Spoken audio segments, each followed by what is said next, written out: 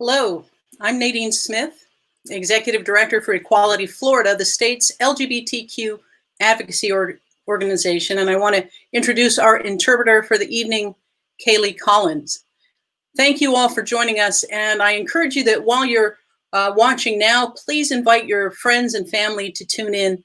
And even more importantly, I hope you'll also share your thoughts and your questions in the live stream on Equality Florida's Facebook page.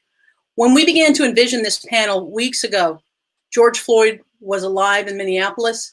Tony McDade had not been shot by police in Tallahassee.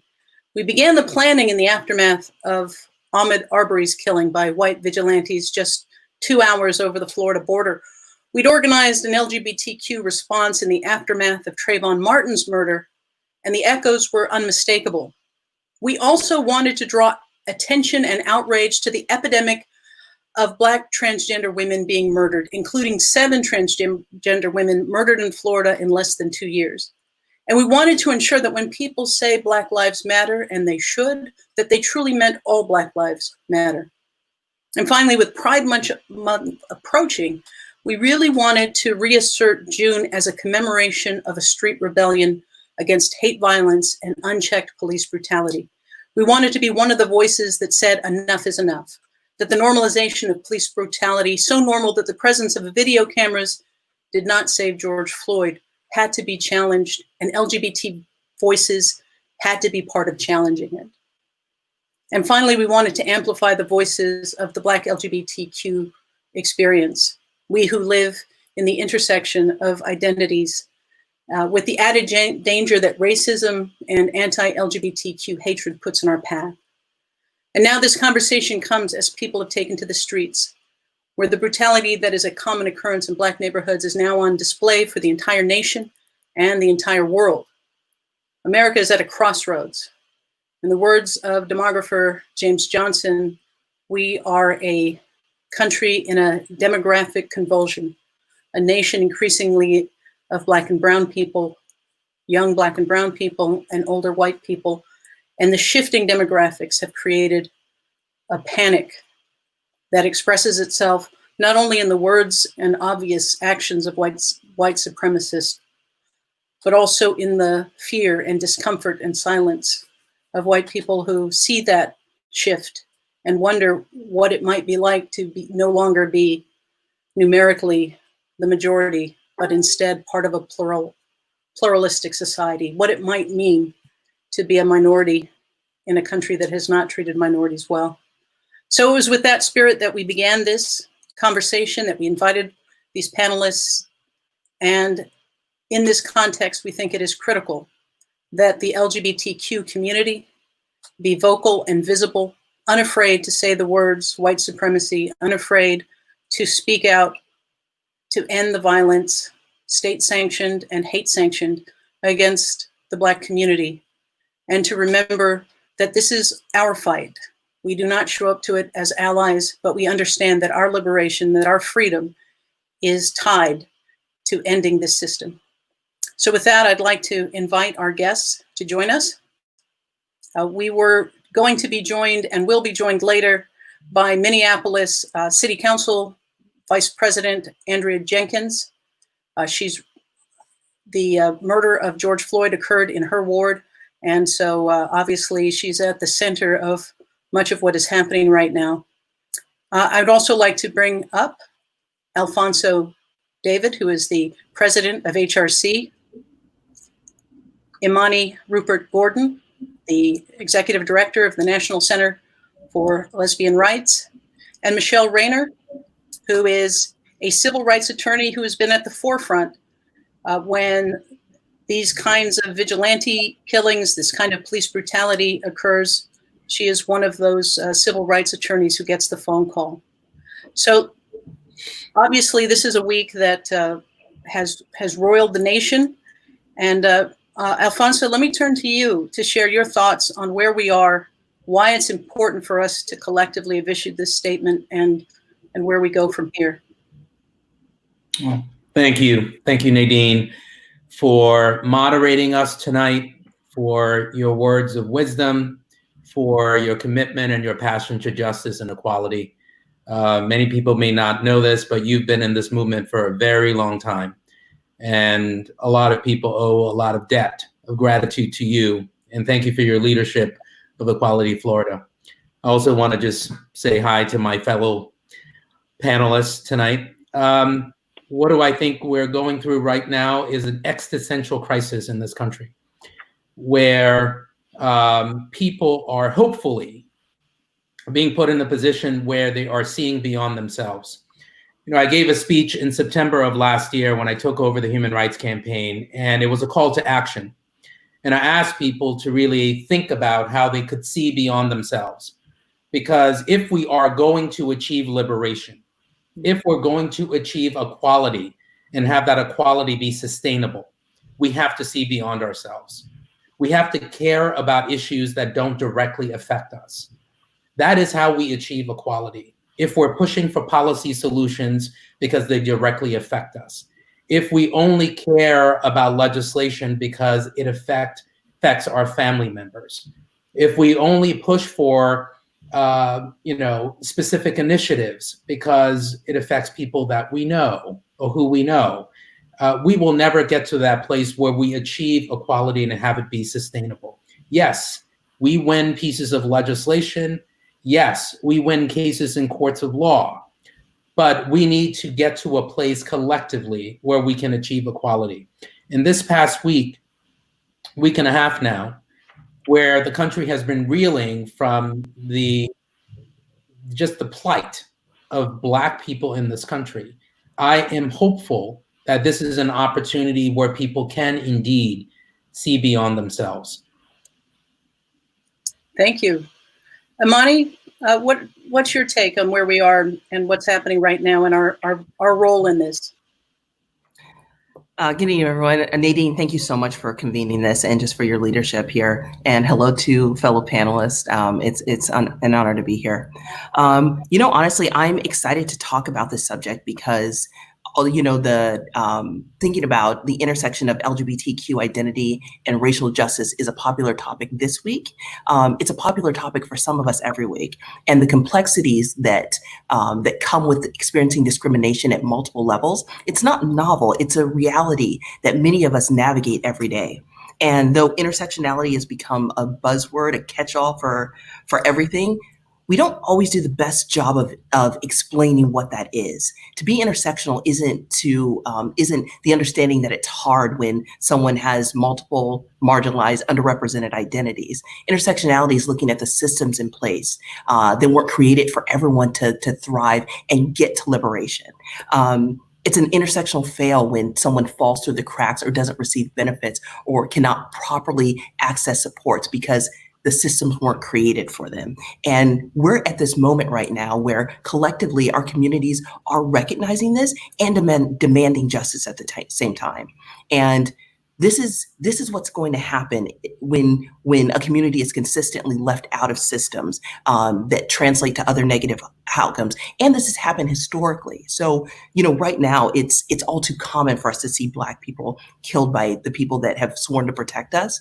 And we know that Black transgender people, especially trans women of color, are being murdered with very little investigation going into these murders. And most of them are going unsolved. But not only that, we see trans people being misgendered then after death. And so all of these things it's something that we're considering. And so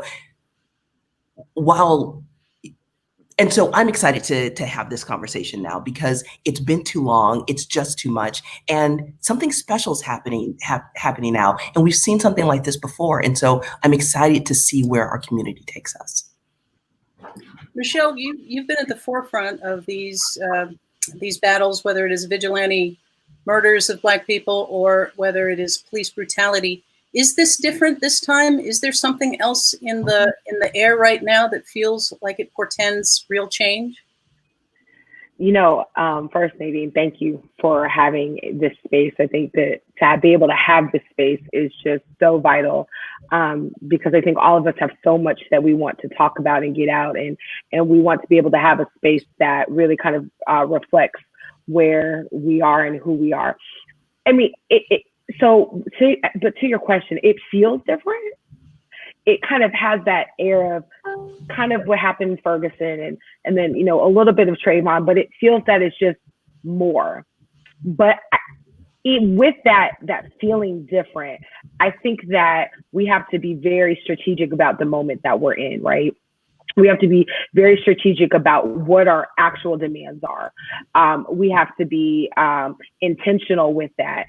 And so, yeah, it does feel different. It does feel like, you know, we may get across the goal line, wherever that goal line is. But then in my mind, you know, the cautiously optimistic mind, but also someone who does his work, I always know that we think that we're at the goal line and then the goal line gets moved, right? And then we think we're at the goal line and then it gets moved again. So it's kind of, you know, we're always running to catch up. But I think that this conversation is really important because I know that a lot of times our voices, folks who are, you know, in our community get left out. But as I have pointed out, and I will continue to say, if it were not for queer folks, if it were not for gay, lesbian, transgender folks, we have been at the crux, the foundation of this work, right? And so I think that it's vital to have our voices represented, and not just represented to say, oh, representation matters, but at the table making the decisions. Because when other folks said they wanted to stay home, we were out there pushing this forward for all Black lives. Thank you. And, you know, one of the things that we talk about a lot, you know, intersectionality has become something that people say, but it doesn't always get embodied in the work.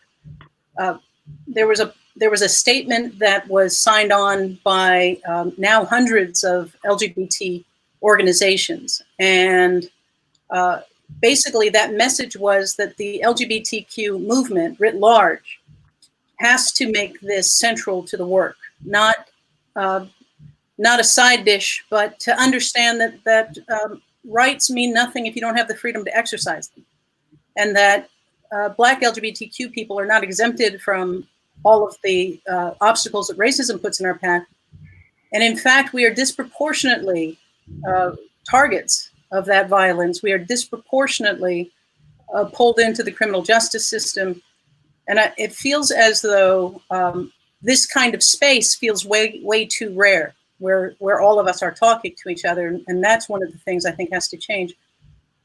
But it can be living in that intersection, feeling as though your queerness is challenged in LGBTQ space and your Blackness is challenged in Black space. And so not only do I think we have to reclaim the history of pride, but also the Black Lives Matter movement, which was very intentionally built to include all Black lives, to include the LGBTQ experience. Who wants to speak to that? I'm happy to say a few things about that. You know, I talked briefly, I think it may have been yesterday or the day before, all of the days now merge, and I've lost track. But, you know, as people of color, and specifically Black people, and I think this is an important point for people who are not people of color to appreciate. When you're LGBTQ and you're also Black or a person of color, you are forced in many instances to create a hierarchy of identity. And that is an important concept for people to appreciate, the hierarchy of identity. If someone were to ask you, Nadine, or ask me, how do you describe yourself? What do we say first? Gay, Black, immigrant? Those identities are, of course, all important to me. But our society forces us to create a hierarchy and place certain values on those identities. And it's important as leaders in the LGBTQ space, and it's important as the community writ large to appreciate that all of those identities have to be assigned value. And as Black people and as people of color operating in the LGBTQ space, all too often systems have been created that either force us or indirectly make it difficult for us to recognize our race or ethnicity. And you mentioned the letter that now more than 500 LGBTQ organizations have signed on to, which is an incredibly important and powerful first step to make sure that we say that, yes, we are explicitly standing in the shoes of Black men and women and saying Black Lives Matters, but we're also saying that the issue of race and the issue of ethnicity cannot be sort of ancillary to our mission. It has to be core and central to our mission. And so what does that really mean? What that means is how we speak about the work, how we talk about the work, how the work is reflected in press releases, has to be intersectional. And people that are doing the work have to think about, as they do the work, is it being inclusive? Are we talking about places, are we talking about this work from different perspectives so that it's not just uniform? You know, marriage equality is an important cornerstone of our success, but marriage equality means something very different in different communities. And how we talk about our successes and how we talk about different initiatives are going to be very important as we think about how we assign value to race and how we assign value to ethnicity in our work. You know, in this moment where people are trying to figure out how best to show up, how best to make this not just a flash in the pan, but a real catalyst for lasting change. You know, I know that my inbox is filled with people asking, what do we do? You know, what's the most strategic way to engage? White people who want to be allies, you know, asking, well, you know, how do we show up? And I guess part of that question is, for me, it is, what is your motivating self-interest? Because at the end of the day, I think that if people aren't motivated by something that is very personal to their, you know, I'll say it this way, we will have a multiracial, equitable democracy, or we will have chaos. The only thing that is different right now is that the circumstances that have been a constant presence in Black neighborhoods are now visible to people who are shocked to see the militarization of police, the absolute disdain, the normalization of brutality. But these are not new things. The same mentality that allows us to cage children at the border is the same lack of concern for human life that allows a president to order the forcible removal of people in front of a church for a photo op. And the photo op isn't just him in front of a church awkwardly holding the Bible. It is the show of force itself. So in this moment where we have an administration that is very willing, eager, in fact, to use force, intimidate, attempt to strike fear, coupled with a community that is pouring into the streets even as we speak. Where do we go from here? What happens next? How do people show up? How do the organizations that sign that letter move beyond the words on the page into action? So I don't mind going. You know, I think it's important that we think about, you know, when we think about structural change, I know that we immediately go to representation, and representation is important and it can move us forward. But when we mistake presence for power, that leads us to trouble. What we can't do is have put a Black person or a trans person or a person with a disability or a woman or people with these intersecting identities in a position of leadership and thinking that that's going to be the answer. Having a liaison from a social identity is not going to be how we get to victory. And it only sets people up when these systems don't change. These hires can be a starting point, but we know that it has to be larger than that. We have to think about what is actually going to get us to structural change. We have to be thoughtful about how our systems are hurting people and who we're actually helping in the work that we're doing. And if anything is disproportionately impacting any of our communities, then that's a hint that something else is at play. There's something else we need to look at. If the criminalization of sex work is disproportionately locking up queer and trans people of color, then that's something that we need to examine. Or if Black and brown communities are having negative health outcomes, and those are exacerbated by our LGBTQ identities, and that's something we have to examine. What we have to do is make a commitment to ask these challenging questions, listen to the answers, believe the people that are saying them, and then be prepared to change. We have to know that sometimes we are going to be the first person we're going to be the first person, the first institution, the first organization to do something. And so there might not be a precedent for it, but that doesn't mean that it's wrong. In fact, that actually might mean that it's right.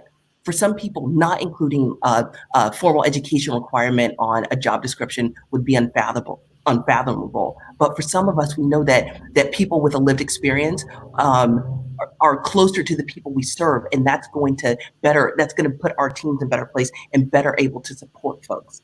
And we have to really avoid getting in the way, like being distracting, really be thoughtful about the ways that folks try to distract from movement, and really making sure that we're concentrating on the issue at hand. Because a tactic that has always been used against our communities is to challenge how something is being done and ignore the actual problem that's happening. Right. These are things that we have to think about when we want to create substantive change in our communities. It's not just putting a person in a position of power. That's not it at all. We have to actually change the culture. We have to shift the paradigm there.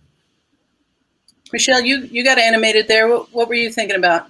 No, I mean, when Imani touched on the part of, when it's, the what is happening as a result of the actual foundational issue, and we've seen it just now, the Attorney General in the state of Florida is more concerned about property than actually being concerned about a Black man being killed. And so for me, if I can just be very transparent, it's very nice that these organizations sign this letter. I think that it's wonderful. But my question becomes, what are your action items, right? How are you going to really begin to look internally? And I think Alphonso and Imani touched on this, really begin to look internally at the bias that you have, maybe the underlying racism that you have, and really begin to interrogate that and really begin to do the work. Because I'm glad that you signed a letter, but then when I'm sitting in front of some of these folks that may have signed this letter, and you begin to then discount my experience as a Black woman, as a Black lesbian woman, when you begin to discount my experience about how the way that you move in your organization may move in the world, how it affects my people. And I mean, total my people, Black folks, gay, lesbian folks, my people, totally. Then to me, the letter means as much as the piece of paper or the email that it sent. So I think it's great. I think that's a step, but I feel like that should have happened, because there's folks that are sitting on this panel, even well before me, that have been challenging that to these organizations, right? So that's kind of my position. What are your action items? What are the things that you're going to do to stand in solidarity with us? And not just solidarity in a letter, but are you going to be a comrade? Are you going to come out and put your body on the line? Are you going to put your money where your mouth is? Are you going to really stand with us in this moment? Because I don't need you to write a letter. I need you to put some action, to put some boots on the ground, however that may look. So what does that look like? Alphonso? There's so many different ways. We have so many different organizations and institutions, and how they function all differ. You have direct services organizations, advocacy organizations, political organizations. And what I would say is there are a number of different portals that leaders and executive directors should look at when they think about institutional systemic change. One, of course, is the work.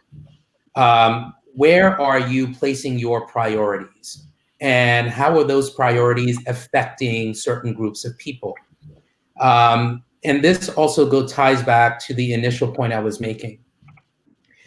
It's very difficult, just as human beings, for us to think about donating to an organization or an institution if we have no direct link. So I understand the sensitive it is for some to say, well, why should we focus on that issue when the majority of our supporters don't reflect that demographic? The reason why that's important is because, again, if we don't focus on the marginalized, we will never achieve full equality. And if you need to think of that from a selfish perspective or self-interested perspective, fine. But I think from a moral perspective, it's important for us to really take a step back and invest in programs, approaches, initiatives that actually directly affect the marginalized. And so that would be the first thing I say that organizations should do. Second, I think just taking a step back and thinking about the institutional structure that exists and just simply evaluating whether or not that system needs to be revised, needs to be reviewed. Training is great, and people often talk about, well, we're going to do competency training, we will do diversity training, and I think that's great.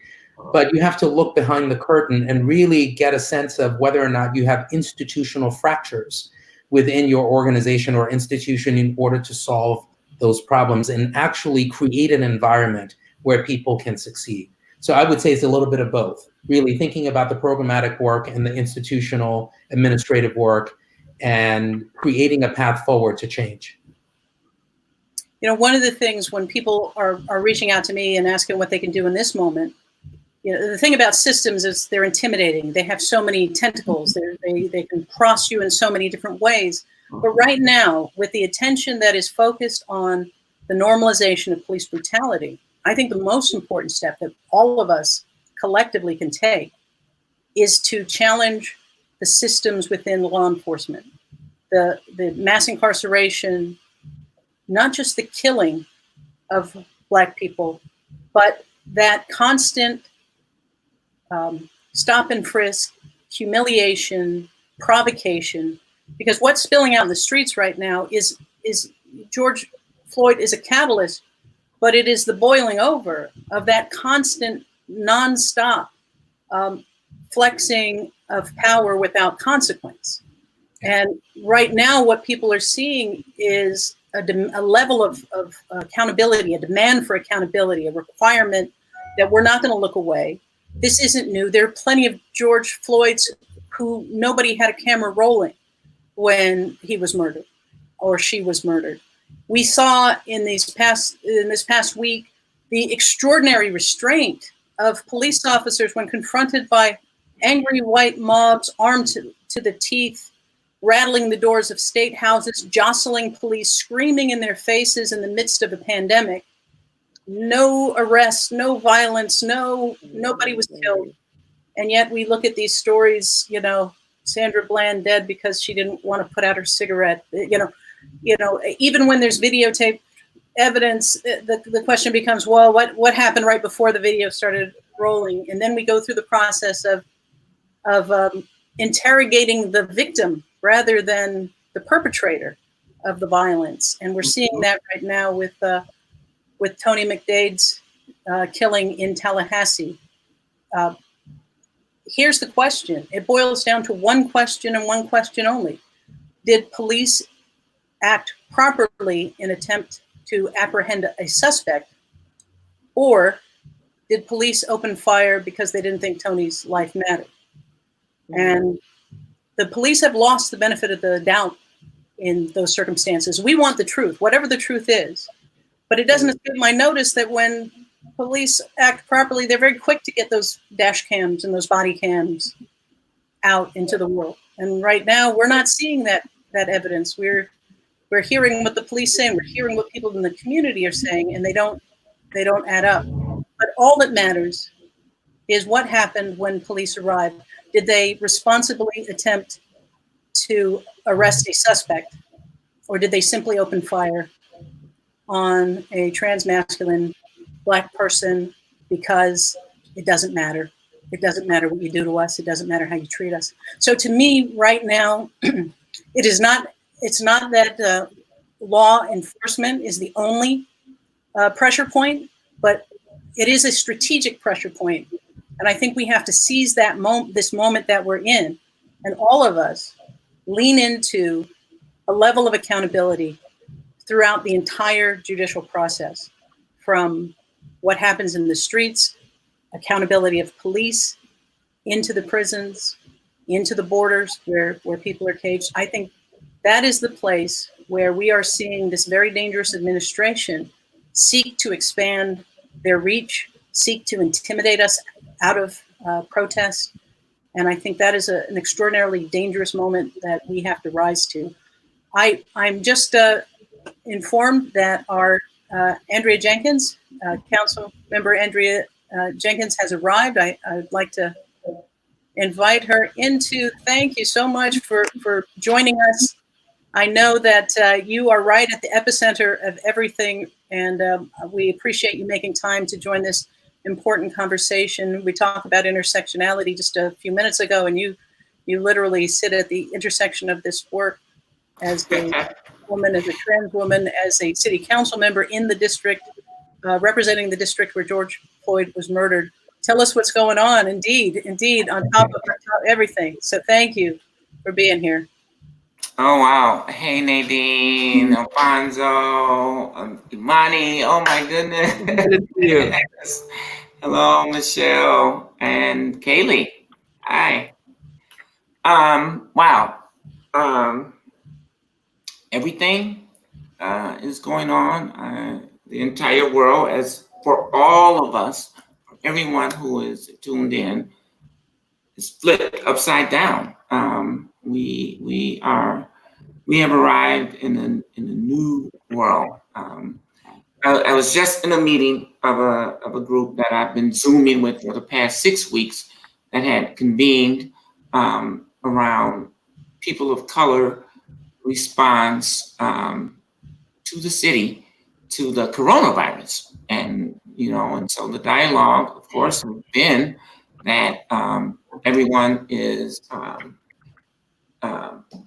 that we are being more deeply impacted by this virus than other communities, economically, health-wise, and other criminalized, and in all the other ways, which literally happened to George Floyd last Monday.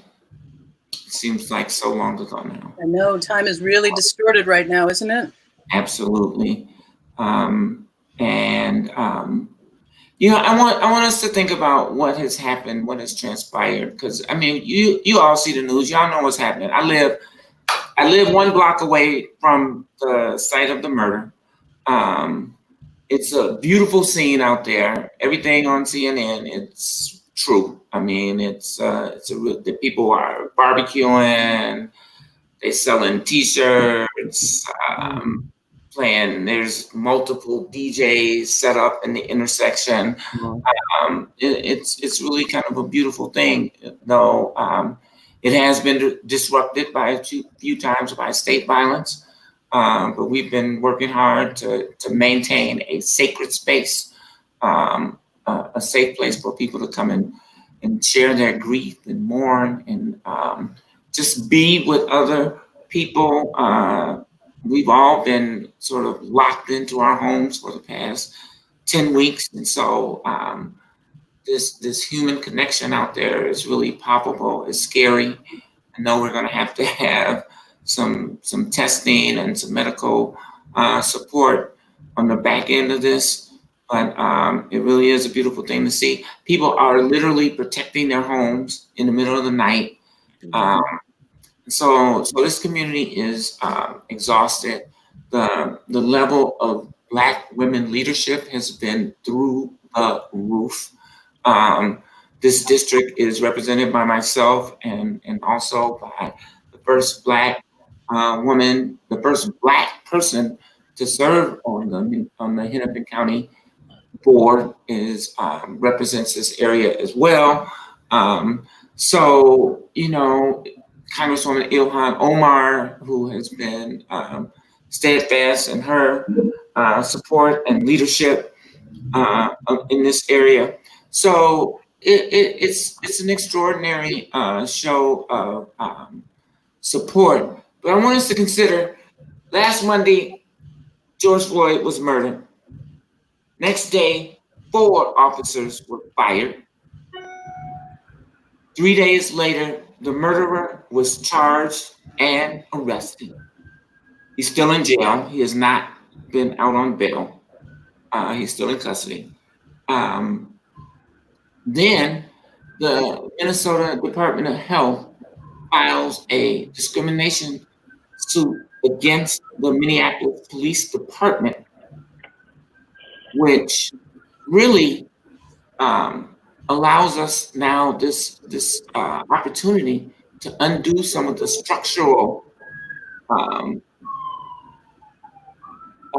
beams that are holding up this racism in our society. We can instantly ban chokeholds. We can now say no chemical accelerants because we have had this, we're leading up to this consent decree. It is a temporary sort of restraining order for the time being, but that is going to lead to some significant structural changes. And then just today, the other 3 officers involved in the murder of George Floyd have been arrested.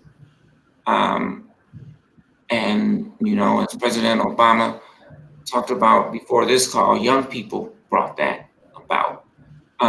But in this very same community that happened, you know, Aiyana,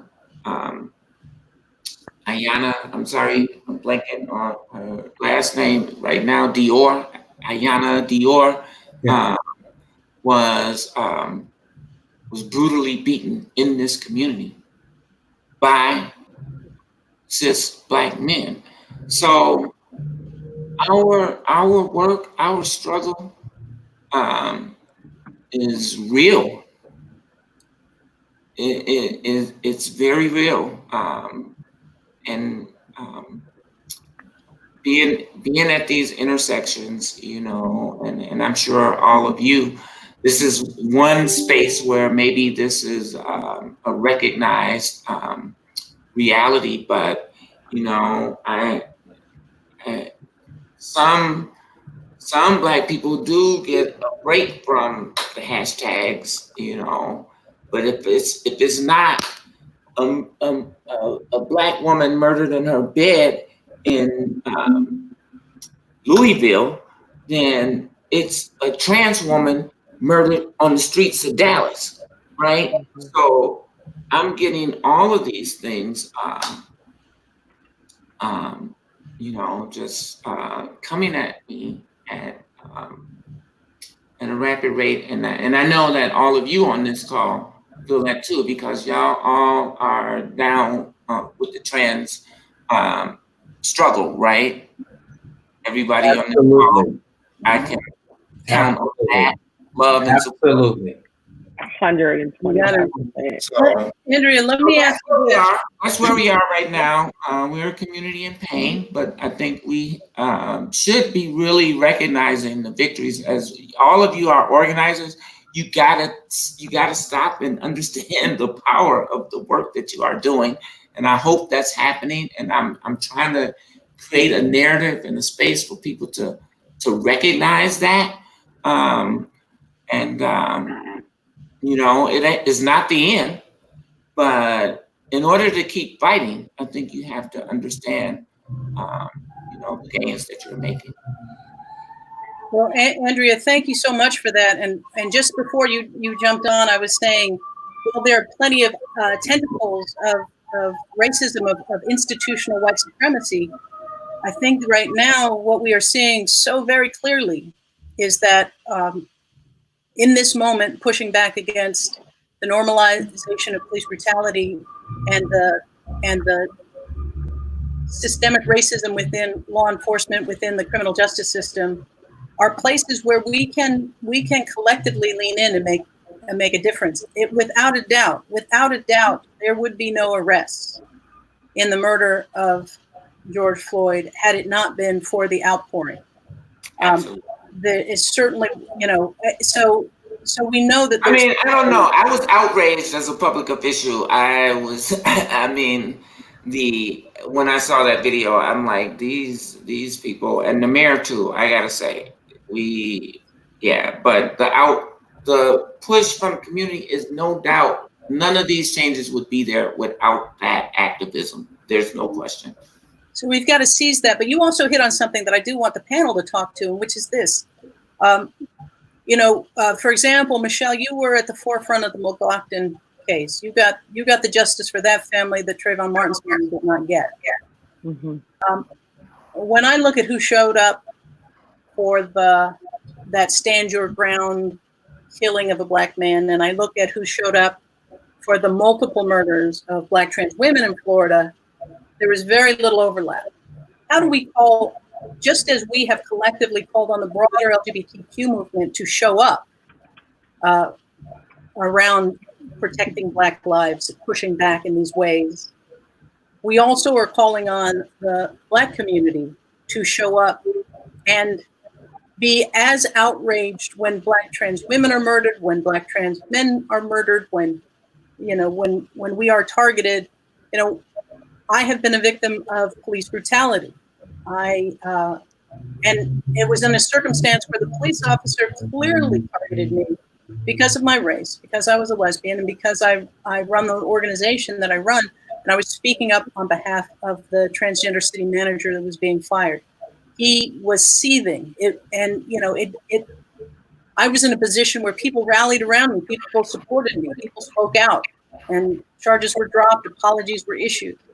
But the trauma of being brutalized by police officers, literally kneeling on me where I am saying I cannot breathe, and their response is, if you can talk, you can breathe. So you can imagine, for me, these circumstances, from Eric Garner to this one, bring that trauma very much to the surface. But what I want to say is, how do we convey to people, to the Black community, you've got to understand that attacks on the trans community, attacks on LGBTQ people, you've got to stand in solidarity. And similarly, as we have said to the LGBTQ community, attacks on Black people are attacks on the LGBT community. Christian Cooper bird watching in Central Park.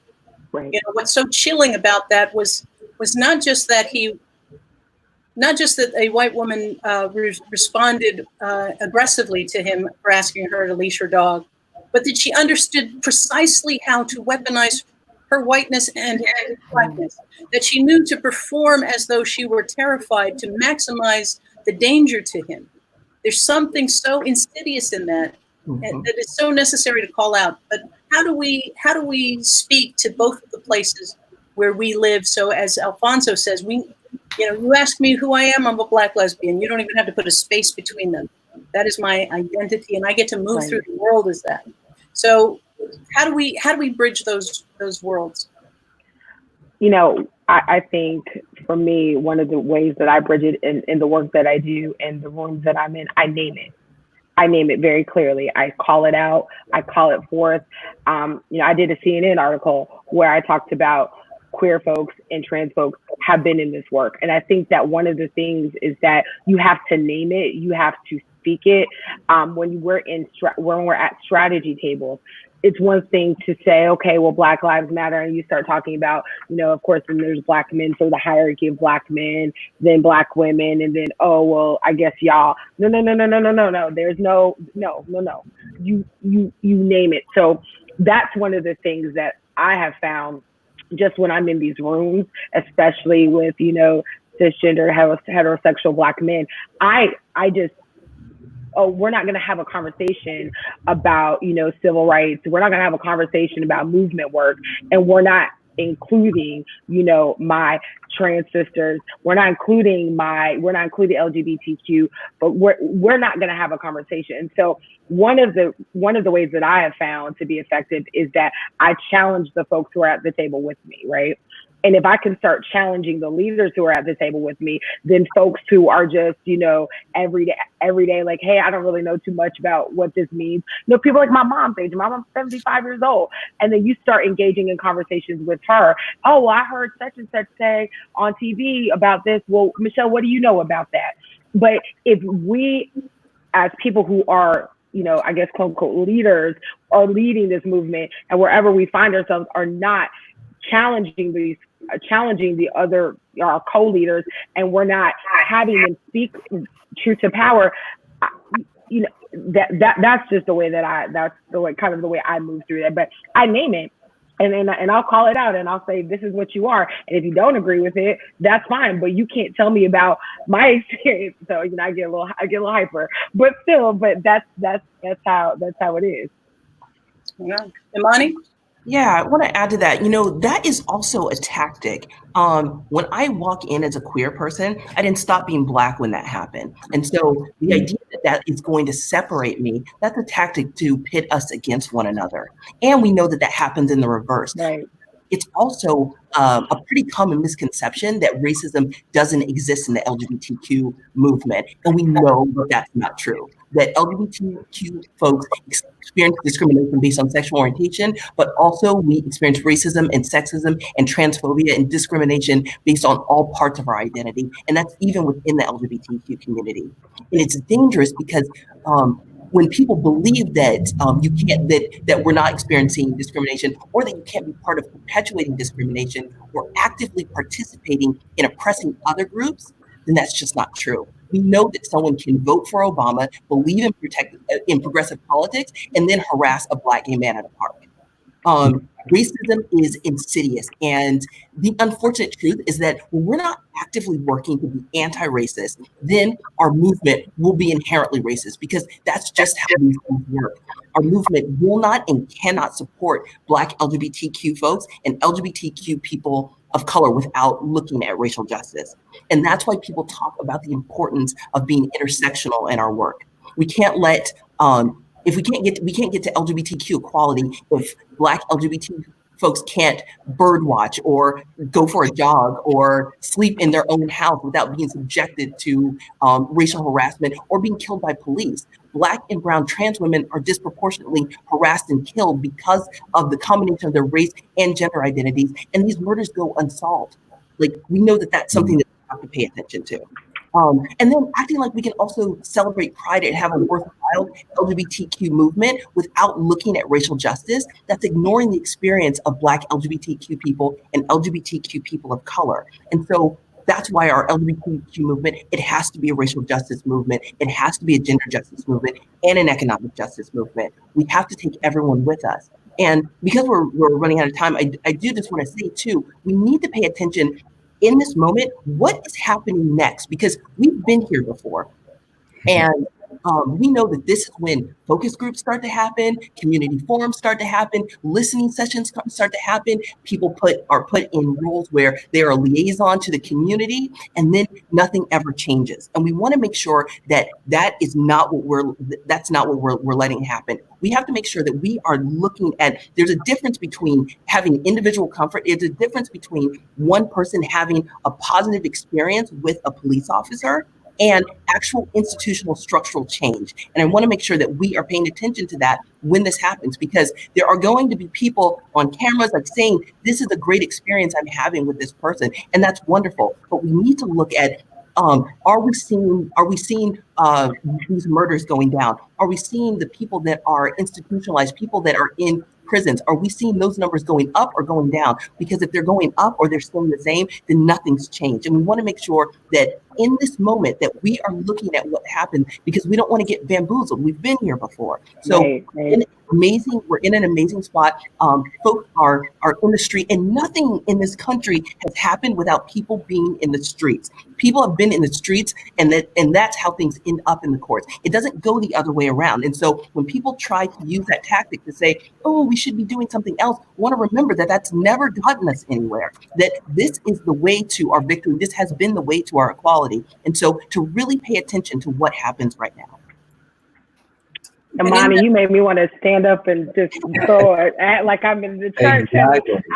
I was like, ooh, you made me want to stand up.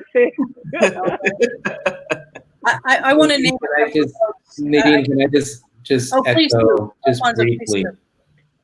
In addition to what Michelle and Imani said, because I think this is really important, and Andrea sort of alluded to this as well. As we are going through this process and we think about building these bridges, we have to think about how we can use our history to create our future. We need to think about how we use our history to create our future. I can tell you that, unfortunately, we need more people to understand that the LGBTQ civil rights movement was started by transgender women of color, and understand that we are in a position of power and access because of those women. They had the courage to fight when very few people did. And we need to understand that history and respect it in order to create a path forward to a future. Second, as we think about coalition building, many of us create coalitions outside of the LGBTQ community.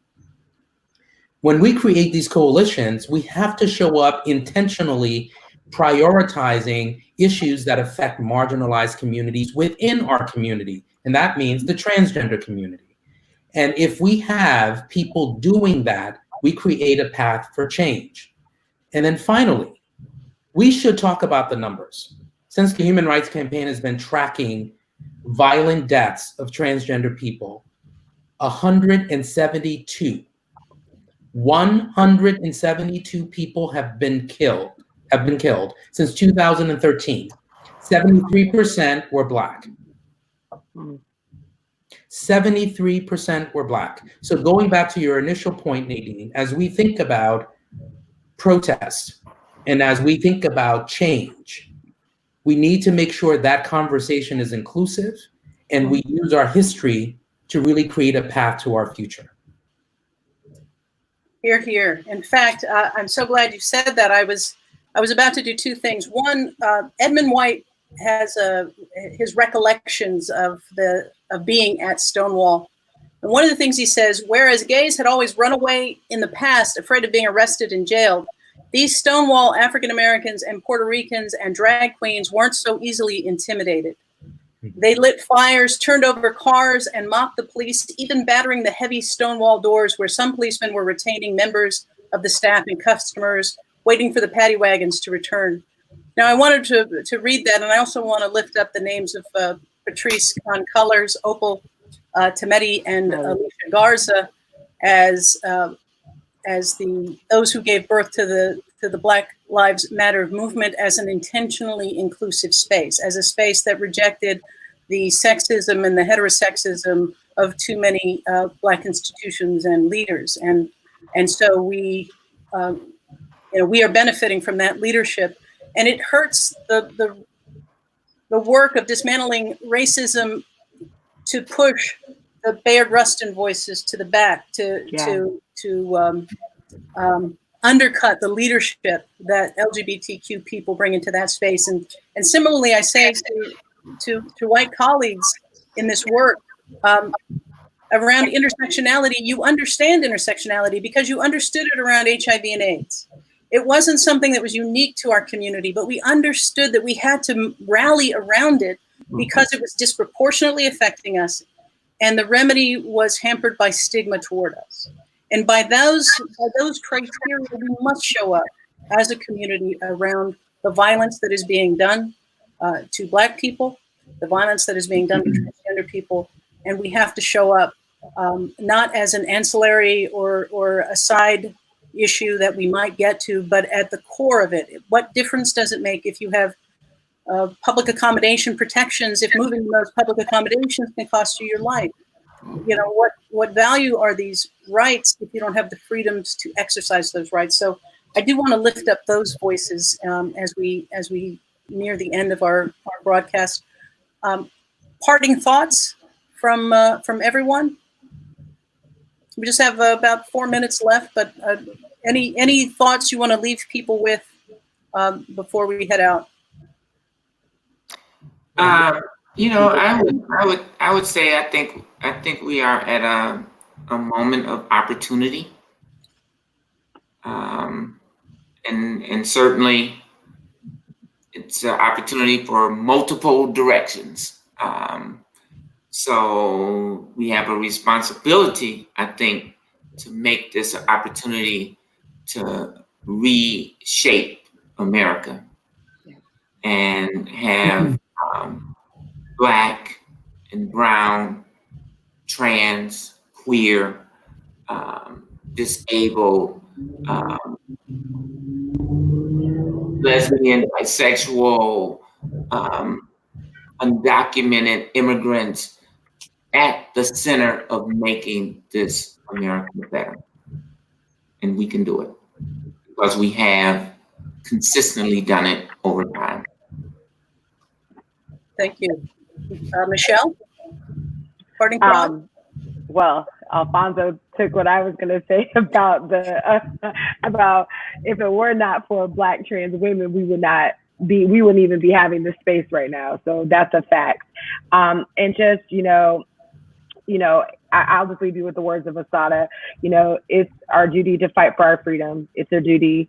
Oh Lord, I'm about to get it mixed up. So let me not even do it right now because I'm all flustered. But I just want us to know that it is our duty to fight for our freedom. It is our duty to win. Here we go. We must love each other. We must support each other. We have nothing to lose but our chains. And that is Queen Assata. And I want us to know that in this space of being Black, being LGBTQ plus, and also for our folks who are in the LGBTQ family who are not Black, it is still your duty to help us fight for our freedom. It is still your duty to help us win. It is still your duty to love us, because if we aren't free, y'all aren't free either. Right on. Imani? So my sister came up with this metaphor that I just love. So Maya, if you're listening, I'm changing a little bit. But imagine you're in this basement with other people. The basement's crowded, and there are a bunch of people that want to be left out, and the door's locked. And it's a basement, so it's full of other things too, like bookshelves and boxes and old things that might hurt you. And at the door, the people that are in the inside, they're banging on the door and they're screaming how unfair it is that they're in this basement and that they want to be let out of this basement. And in the back of the basement, there are people that would like to be let out too, but they're behind boxes or they've tripped over a bookshelf. So now they can't actually get out of the door. So even if the door were unlocked, they couldn't actually get past these things to get out of the basement. And I think that's actually a really good metaphor for our movement a lot of times, because the people that are at front, the people that are the most privileged, then just a little bit of support would help. With the folks in the back, there need to be other supports, and that's how we have to look at our LGBT movement. How we get every LGBTQ person to a place where the door can get open, and so everyone can benefit from that. And so that's why we have to be really thoughtful about being a racially just movement. Like, we have to be really thoughtful about how are we making this accessible to everyone so that we can actually get to LGBTQ equality. And so I guess I'd want to leave like that. It's saying the same things, like that we're all better when we're all better. That it matters that some of us have different identities, but we have things in common. That we're sharing things. That we're talking about what it looks like to be a Black person that's also experiencing that also has other identities. Thank you, Mani. Alphonso, your parting thoughts? We all have one thing in common. We're all human, and we're all fighting for equality. In order for us to get to equality, we need change. So peaceful protesting is great, but we need people to vote. Peaceful protesting plus voting equals change. Peaceful protesting plus voting equals change. And that's how we can have long-standing change. And that's how we get to equality. Thank you all. I appreciate your time. Thank you for being here. Thank you to everyone who's been in the live stream. Everybody, stay strong, stay safe, and we have to have more of these places where we get to talk with each other without a filter and be able to lean on each other. So I farewell to the panel, and vote. Thank you, Kaylee, for interpreting. And go vote. We got you. And just some parting thoughts as we close our show. This is a pivotal moment for our country.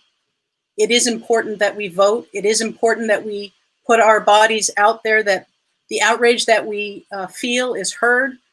And I want to encourage people at this moment, you have the power to contact local law enforcement and ask them what they are doing to make sure what happened to George Floyd never happens.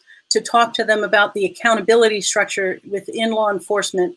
In Fort Lauderdale, the police officer who, in front of other officers with cameras rolling, slammed a woman to the ground who was on her knees with her hands up. He did it because it had been normalized to him. And what was different on this day is he got called out by other police officers.